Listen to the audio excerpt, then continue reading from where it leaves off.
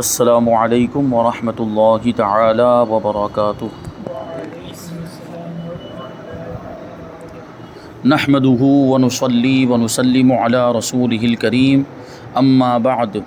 فاعوذ باللہ من الشیطان الرجیم بسم اللہ الرحمن الرحیم ان اللہ وملائکتہ یصلون علی النبی یا ایہا الذین آمنوا صلوا علیہ وسلموا تسلیما۔ اللہم صلی علی سیدنا ومولانا محمد معدن الجود والکرم وآلہ الکرام وابنہ الکریم وبارک وسلم صلاۃ وسلاما علیک یا رسول اللہ صلی اللہ تعالی علیہ وسلم۔ سبق نمبر 9، نبی کریم صلی اللہ علیہ وسلم کے علم غیب کا بیان جاری ہے۔ اس میں سب سے پہلے تو قرآن کی آیتوں کی روشنی میں حضور پاک صلی اللہ علیہ وسلم کے علم غیب کو ثابت کیا گیا، پھر حدیثوں کی روشنی میں دلائل پیش کیے گئے اور حضور پاک صلی اللہ علیہ وسلم کے علم غیب کو ثابت کیا۔ اب یہاں پہ ایک سوال ہے کہ کیا حضور پاک صلی اللہ علیہ وسلم کو کلی علم غیب حاصل ہے، یعنی ساری چیزوں کا علم غیب حاصل ہے؟ اس کی بھی وضاحت فرما دیں۔ جواب، حضرت سیدنا معاذ ابن جبل رضی اللہ تعالی عنہ سے روایت ہے کہ نبی پاک صلی اللہ علیہ وسلم نے ارشاد فرمایا، میں نے اپنے رب کو دیکھا، اس نے اپنا دست قدرت میرے کندھوں کے درمیان رکھا، یعنی پیٹھ کی جانب، جس کی ٹھنڈک میں نے اپنے سینے میں محسوس کی۔ اسی وقت مجھ پر ہر چیز روشن ہو گئی اور میں نے سب کچھ جان لیا اور سب کچھ پہچان لیا۔ اب اس سے کیا پتہ چلا کہ حضور پاک صلی اللہ علیہ وسلم کے سامنے ہر چیز روشن ہو گئی، یعنی کائنات کی ہر چیز روشن ہو گئی اور کائنات کی ساری چیزوں کو حضور پاک صلی اللہ علیہ وسلم نے جان لیا۔ تو اس سے حضور پاک صلی اللہ علیہ وسلم کے علم کلی کا پتہ چلتا ہے۔ ترمذی شریف اور دیگر کتب احادیث میں موجود الفاظ فعلمت ما فی السماوات و ما فی الارض، یعنی زمین و آسمان میں جو کچھ تھا وہ میں نے جان لیا۔ اس کے تحت محقق علی الاطلاق شیخ عبدالحق محدث دہلوی رحمۃ اللہ تعالی علیہ فرماتے ہیں کنایۃ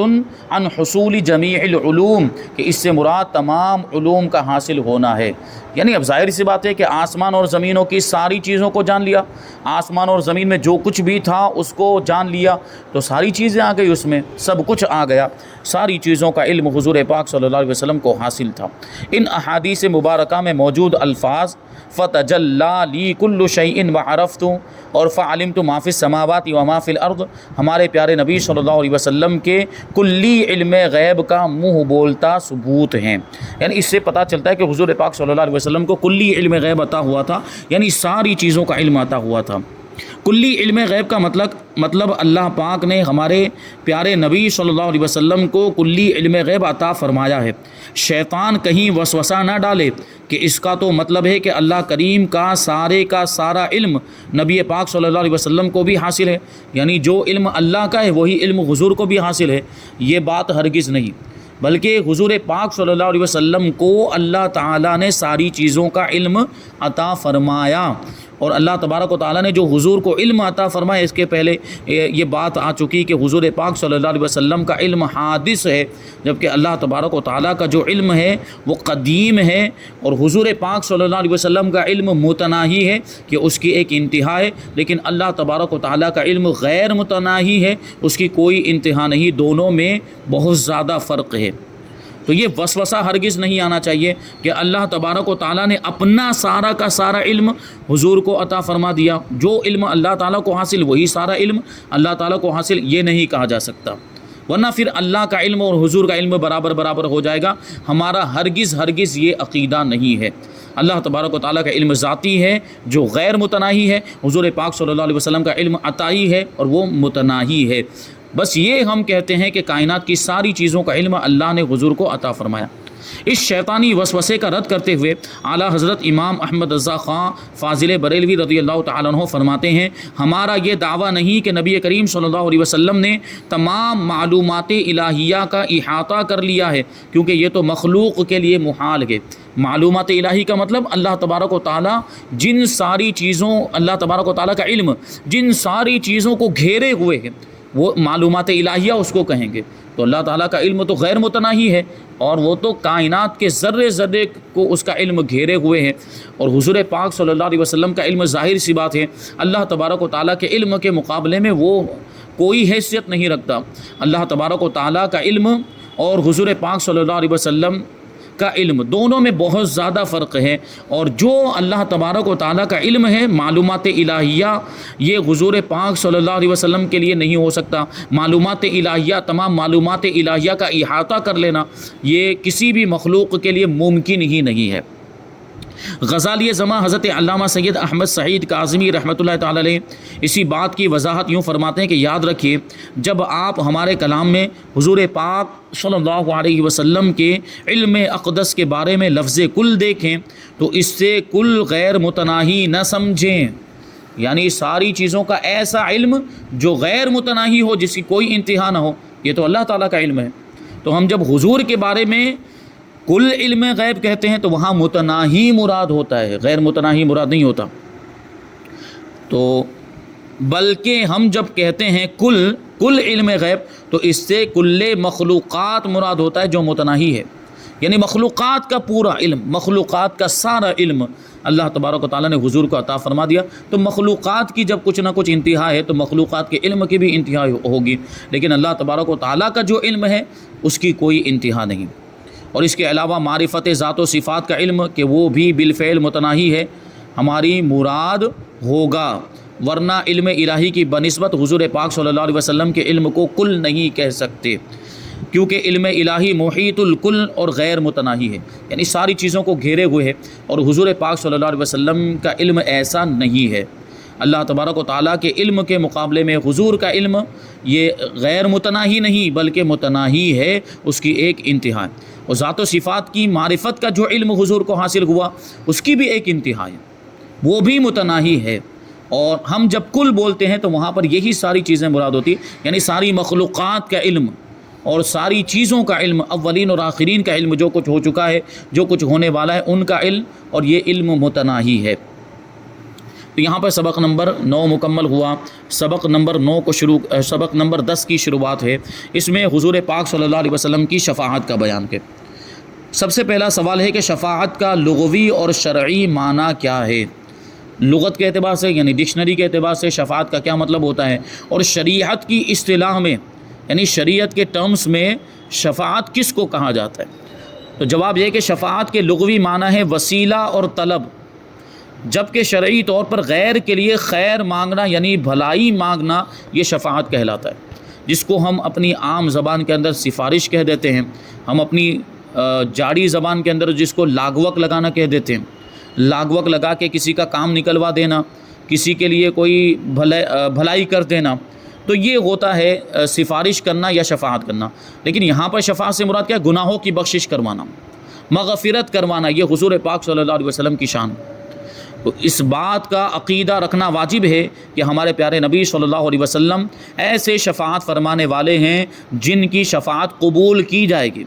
کبھی ایسا ہوتا ہے دنیا داری کے اعتبار سے سفارش لوگ کرتے ہیں، ایک انسان دوسرے انسان سے کسی تیسرے انسان کی سفارش کرتا ہے، لیکن جس کے پاس وہ سفارش لے کر جاتا ہے کبھی وہ اس کی سفارش کو رد کر دیتا ہے، نہیں تمہاری بات نہیں مانی جائے گی، تمہاری سفارش قبول نہیں کی جائے گی۔ اسی وجہ سے عام طور پر یہ ہوتا ہے کہ جب سفارش کروائی جاتی ہے، جب لاگ وق لگائی جاتی ہے تو کسی بڑے آدمی کے لاگ وق لگاتے ہیں، کسی بڑے آدمی کی سفارش لے کر جاتے ہیں تاکہ اس کی بات کو وہ مان لے۔ لیکن کبھی کبھی بڑے آدمی کی بات کو بھی، اس کی سفارش کو ٹھکرا دیا جاتا ہے اور اس کو بھی رد کر دیا جاتا ہے، قبول نہیں کیا جاتا۔ لیکن ہمارے آقا کی شان یہ ہے کہ حضور پاک صلی اللہ علیہ وسلم شفاعت فرمائیں گے اور آپ کی شفاعت قبول بھی کی جائے گی، ہرگز وہ شفاعت رد نہیں ہوگی۔ اللہ پاک ارشاد فرماتا ہے عسیٰ ان یبعثک ربک مقاما محمودا، قریب ہے کہ تمہیں تمہارا رب ایسی جگہ کھڑا کرے جہاں سب تمہاری حمد کریں، یعنی جہاں پر سب حضور پاک صلی اللہ علیہ وسلم کی تعریف کریں گے۔ اسی کو مقام محمود کہا جاتا ہے۔ قیامت کے دن اللہ تبارک و تعالیٰ حضور کو یہ مقام عطا فرمائے گا کہ تمام اولین اور آخرین حضور کی تعریف کر رہے ہوں گے، حضور کی حمد بیان کر رہے ہوں گے، اسی لیے اس کو مقام محمود کہا جاتا ہے۔ محمود کا مطلب یہ ہوتا ہے جس کی تعریف کی جائے۔ اس مقام پر حضور کی تعریف کی جائے گی، اور حضور پاک صلی اللہ علیہ وسلم کا نام محمد بھی ہے، تو اس کا بھی ظہور پورے طور پر وہاں پر ہوگا۔ اب بھی تو اس کا ظہور ہو رہا ہے تسلسل کے ساتھ، کہ تمام اولین اور آخرین جو حضور کے پہلے تھے وہ بھی حضور کی تعریف کرتے رہے، اور اب بھی حضور کی تعریف ہو رہی ہے، اب بھی حضور کا چرچا ہو رہا ہے، قیامت میں بھی حضور کا چرچا ہوتا رہے گا، حضور کی تعریف ہوگی قیامت کے میدان میں۔ سارے اولین حضرت آدم علیہ السلام سے لے کر حضور کے زمانے تک، اور آخرین حضور کے بعد جتنے بھی قیامت تک ہوں گے، سارے انسان جمع ہوں گے اور سب کے سب حضور کی تعریف بیان کریں گے، کیونکہ اس وقت سب کو حضور کا مرتبہ پتہ چل جائے گا، حضور کی شان ظاہر ہو جائے گی، اور سب کو یہ احساس ہو جائے گا کہ اس دنیا میں اللہ کے بعد، دنیا میں تو حضور پاک صلی اللہ علیہ وسلم، یعنی اللہ کے بعد اگر کسی کا سب سے بڑا مرتبہ ہے تو وہ حضور پاک صلی اللہ علیہ وسلم کا مرتبہ ہے، یعنی سردار کائنات ہیں حضور پاک صلی اللہ علیہ وسلم۔ تو اس چیز کو یہ سب لوگ دیکھیں گے وہاں پر، تو پھر حضور کی تعریف کریں گے۔ وہ جو ایک شعر ہے علامہ حسن رضا خان صاحب رحمۃ اللہ تعالی علیہ کا، جو بڑا مشہور ہے، ہم لوگ بھی پڑھتے رہتے ہیں، فقط اتنا سبب ہے انعقاد بزم محشر کا، فقط اتنا سبب ہے انعقاد بزم محشر کا، یعنی محشر کی جو بزم ہے، محشر کا جو میدان قائم ہوگا، وہاں سب لوگ جمع ہوں گے، تو اس بزم کو منعقد کرنے کا سبب کیا ہے، اس کی وجہ کیا، کیوں منعقد کی جائے گی، وہ محفل کیوں جو ہے کہ لگائی جائے گی، تو اس کے بارے میں کہتے ہیں کہ فقط اتنا سبب ہے انعقاد بزم محشر کا کہ ان کی شان محبوبی دکھائی جانے والی ہے، وہاں سب کو پتہ چلے گا کہ حضور کیسے اللہ کے محبوب ہیں، اور اللہ کی بارگاہ میں حضور کا کیسا مقام و مرتبہ ہے۔ تو یہ مقام محمود حضور کو عطا فرما جائے گا۔ حضور کا نام ہے محمد، اس کا مطلب یہ ہوتا ہے جس کی خوب زیادہ تعریف کی جائے، تو حضور کی تعریف تو ہو ہی رہی ہے جب سے دنیا بنی، اور جب تک دنیا رہے گی تعریف ہوتی رہے گی، اور میدان محشر میں بھی حضور کی تعریف ہوگی، جنتی بھی حضور کی تعریف کریں گے، ہر موقع پر ہر جگہ پر حضور کی تعریف ہوتی ہی رہے گی۔ سوال، قیامت کے دن سب سے پہلے کون شفاعت کرے گا؟ حضور پاک صلی اللہ علیہ وسلم کی شفاعت کس طرح کی ہوگی؟ جواب، جب تک ہمارے حضور پر نور صلی اللہ علیہ وسلم شفاعت کا دروازہ نہیں کھولیں گے، کسی کو بھی شفاعت کی اجازت نہیں ہوگی۔ شفاعت کا دروازہ حضور پاک صلی اللہ علیہ وسلم ہی کھولیں گے۔ اس بات پر ایمان رکھنا بھی واجب ہے کہ نبی کریم صلی اللہ علیہ وسلم کے علاوہ انبیاء کرام و ملائکہ یعنی فرشتے، اور علماء کرام، شہدائے اعظام، صالحین یعنی نیک لوگ، اللہ کے محبوب بندے، اور کثیر مؤمنین یعنی عام ایمان والے بھی، جو ان میں بھی جو نیک لوگ ہوں گے، نمازی اور شریعت کی پابندی کرنے والے، اور قرآن مجید، روزے، عبادتیں، کعبۃ اللہ، خانہ کعبہ، اور ان کے علاوہ وہ چیزیں جن کے بارے میں حدیث میں شفاعت کا ذکر ہے، یہ ساری چیزیں شفاعت کریں گی۔ یعنی انبیاء کرام، دوسرے انبیاء کرام بھی، ملائکہ، فرشتے، علماء، شہداء، صالحین، اور اہل ایمان جو نیک ہوں گے، متقی، پرہیزگار، وہ بھی شفاعت کریں گے، لیکن سب سے پہلے شفاعت کا دروازہ کون کھولیں گے؟ حضور دروازہ کھولیں گے، شفاعت حضور سب سے پہلے فرمائیں، پھر ان لوگوں کو اختیار ملے گا، ان لوگوں کو اجازت ملے گی، بعد میں دیگر انبیاء کرام، علماء، شہداء، صالحین کو شفاعت کرنے کی اجازت ملے گی۔ تو حضور کو یہ جو مقام ملا ہے کہ شفاعت کا دروازہ آپ ہی کھولیں گے، اسی کو شفاعت کبریٰ کہا جاتا ہے۔ شفاعت کبریٰ کا کیا مطلب؟ سب سے بڑی شفاعت۔ یہ ظاہر سی بات، یہ سب سے بڑی شفاعت ہوئی ہے، کیونکہ حضور پاک صلی اللہ علیہ وسلم اگر دروازہ ہی نہ کھولیں تو دوسرے تو شفاعت کر ہی نہیں پائیں گے، دروازہ کھولا تبھی تو اب دوسرے شفاعت کر پائیں گے۔ تو اس سے پتہ چلا کہ سب سے بڑی شفاعت کس کی؟ حضور پاک صلی اللہ علیہ وسلم کی۔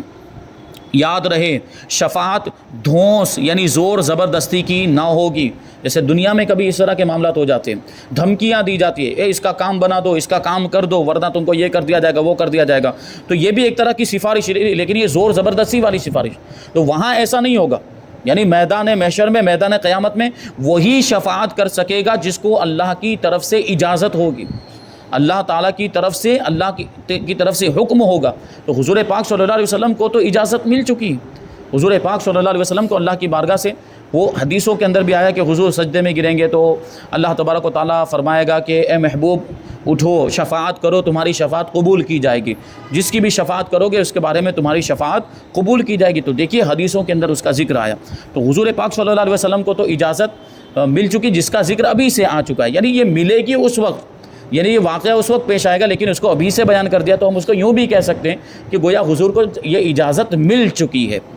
تو یہ زور زبردستی والی نہیں ہوگی کہ کوئی زور زبردستی سفارش، کیونکہ اللہ کی بارگاہ میں تو کسی کا زور نہیں چلے گا، کوئی اپنی طاقت کا دھونس نہیں جما سکتا وہاں پر، تو اللہ کی بارگاہ میں تو ہر کوئی عاجز ہے، مجبور ہے، بے بس ہے، بے کس ہے۔ اللہ جس کو اجازت عطا فرمائے گا وہی شفاعت کرے گا۔ لہٰذا جو بالکل شفاعت کا انکاری ہو وہ بے ایمان ہے، یعنی شفاعت کا انکار ہی کر دے وہ بے ایمان، کیونکہ شفاعت کا ذکر قرآن مجید کے اندر بھی ہے۔ آیت الکرسی ہم پڑھتے ہیں، اس میں ایک آیت الکرسی کے اندر ایک ٹکڑا، ایک حصہ ہے اس کا، من ذا الذی یشفع عندہ الا باذنہ، کہ اس کی بارگاہ میں کون شفاعت کرے گا مگر اس کی اجازت سے، وہی شفاعت کرے گا جس کو اجازت ملے گی۔ مطلب کیا ہے، شفاعت کا معاملہ رہے گا وہاں پر، اس سے شفاعت کا ثبوت ملتا ہے۔ اور جو مشرکین عرب کی طرح دھونس کی شفاعت مانے وہ بھی بے دین ہے، یعنی اس طرح زور زبردستی والی شفاعت، اس کا عقیدہ یہ درست عقیدہ نہیں ہے۔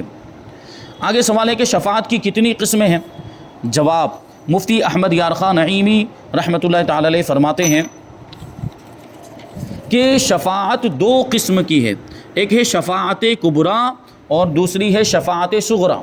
شفاعت کبریٰ کے بارے میں نے ابھی بتا دیا، سب سے بڑی شفاعت، اور شفاعت صغریٰ یعنی چھوٹی شفاعت۔ شفاعت کبریٰ صرف حضور پاک صلی اللہ علیہ وسلم کریں گے، یعنی شفاعت کا دروازہ کھولیں گے، یہی شفاعت کبریٰ ہے۔ اس شفاعت کا فائدہ ساری خلقت یعنی ساری مخلوقات کو، حتیٰ کہ کفار کو بھی پہنچے گا۔ اب یہ سوال ہے کہ کفار کو حضور کی شفاعت کا کیسے فائدہ ملے گا؟ حضور کی شفاعت تو ایمان والوں کے لیے ہونی چاہیے، ہمارے ذہن میں تو یہ سوال آتا ہے، تو کفار کو بھی اس کا فائدہ ملے گا، وہ کیسے ملے گا اس کو بیان کرتے ہیں کہ اس شفاعت کی برکت سے، یعنی حضور کی شفاعت کی برکت سے حساب کتاب شروع ہو جائے گا اور قیامت کے میدان سے نجات مل جائے گی۔ یعنی قیامت کے میدان میں، میدان محشر میں سب جمع ہوں گے تو یہ زمین تابع کی ہوگی، سورج بالکل قریب ہو جائے گا، اور اعمال جیسے ہوں گے، جتنے زیادہ برے اعمال ہوں گے اتنا آدمی اپنے پسینے کے اندر ڈوبا ہوا ہوگا، پسینے میں شرابور ہوگا، یہ کیفیت، اور انتہائی سخت گرمی ہوگی، بہت زیادہ تکلیف میں لوگ ہوں گے، تو اس وقت ایک دوسرے سے بات کریں گے۔ یہ کفار بھی کہیں گے آپس میں کہ کاش کے حساب کتاب کا معاملہ شروع ہو جائے تاکہ یہ جو تکلیف ہے اس سے تو نجات مل جائے۔ تو اس تکلیف سے نجات ان کو ملے گی حضور کی شفاعت سے۔ اگرچہ یہ کفار بعد میں جہنم میں جانے والے، لیکن یہ والی جو تکلیف ہے اس سے نجات ملی، یہ بھی تو ایک فائدہ ہوا۔ یہ جو تانبے کی زمین ہے، اتنی زیادہ گرمی، تمازت محشر کی، یہ اس سے جو نجات ملے گی ان کو حضور کی شفاعت ہی سے ملے گی۔ یہ شفاعت حضور ہی کریں گے، اس وقت کوئی نبی اس شفاعت کی جرأت نہ فرمائیں گے، یہ حضور ہی کو اختیار ملے گا۔ شفاعت صغریٰ ظہور فضل کے وقت ہوگی۔ یہ شفاعت بہت لوگ بلکہ قرآن، رمضان، خانہ کعبہ بھی کریں گے۔ یعنی اب حضور پاک صلی اللہ علیہ وسلم اب شفاعت کا دروازہ کھول دیں تو پھر بعد میں دوسرے لوگوں کو جو اختیار دیا جائے گا، دیگر انبیاء کرام کو، علماء کو، صلحاء کو، شہداء کو، شہیدوں کو، جو یہ پھر شفاعت کرنے کا اختیار، بلکہ قرآن، خانہ کعبہ، روزے وغیرہ بھی شفاعت کریں گے، تو اس کو شفاعت صغریٰ کہا جاتا ہے۔ حضور پاک صلی اللہ علیہ وسلم رفع درجات کے لیے صالحین حتیٰ کہ نبیوں کی بھی شفاعت فرمائیں گے۔ ایک تو ہمارے ذہن میں یہ سوال آتا ہوگا کہ شفاعت گناہوں کی ہی ہو سکتی ہے، تو صرف یہی ایک شفاعت کی قسم نہیں بلکہ درجات کو بلند کروا دینا یہ بھی تو ایک شفاعت ہے۔ تو نیک لوگوں کے درجات کو حضور اور بلند کروائیں گے اور جو ہے اونچے مقام پر ان کو پہنچائیں گے، یہ بھی ایک قسم کی شفاعت۔ انبیاء کرام کے لیے بھی اس طرح کی شفاعت حضور پاک صلی اللہ علیہ وسلم فرمائیں گے، اور گناہوں کی معافی کے لیے ہم گناہ گاروں کی شفاعت کریں گے، لہٰذا آپ کی شفاعت سے انبیاء کرام بھی فائدہ اٹھائیں گے کہ ان کے درجات بھی بلند کیے جائیں گے۔ اللہم ارزقنا شفاعت حبیبک، یہ ایک دعا ہے صلی اللہ علیہ وسلم، یعنی اے اللہ ہمیں اپنے حبیب کی شفاعت نصیب فرما۔ حضور پاک صلی اللہ علیہ وسلم کی شفاعت ہم گناہ گاروں کا سہارا ہے۔ صدر الشریعہ حضرت مفتی محمد امجد علی اعظمی رحمۃ اللہ تعالی علیہ بہار شریعت میں فرماتے ہیں کہ قیامت کے دن مرتبہ شفاعت کبریٰ، یعنی شفاعت کبریٰ کا مرتبہ، یہ عہدہ، یہ منصب حضور پاک صلی اللہ علیہ وسلم کے خصائص میں سے ہے، یعنی حضور کی خصوصیات میں سے، کسی اور کو یہ مرتبہ نہیں ملے گا، یہ صرف حضور ہی کو ملے گا، یہ صرف ہمارے آقا ہی کو ملے گا۔ آگے فرماتے کہ شفاعت کبریٰ مومن، کافر، مطیع، عاصی سب کے لیے ہے، ایمان والوں کے لیے، کافر کے لیے، اطاعت کرنے والے فرما برداروں کے لیے بھی اور نافرمانوں کے لیے بھی ہوگی۔ کافروں کے لیے کیسے ہوگی وہ اوپر بیان کر دیا گیا کہ وہ محشر میں، جو میدان محشر سے ان کو وہاں جو سختی ہوگی اس سختی سے ان کو چھٹکارا مل جائے گا، تو یہ سب کے لیے ہوگی کہ وہ انتظار حساب جو سخت جاں گزا ہوگا، یعنی جان کو پگھلا دینے والا ہوگا، جان کو جلا دینے والا ہوگا، اور جس کے لیے لوگ تمنا کریں گے کہ کاش جہنم میں پھینک دیے جاتے اور اس انتظار سے نجات پا جاتے۔ یہ کفار بھی کہیں گے، اور کفار کو اس تکلیف سے نجات ملے گی، اور نافرمانوں کو بھی اس تکلیف سے نجات ملے گی حضور پاک صلی اللہ علیہ وسلم کی شفاعت سے۔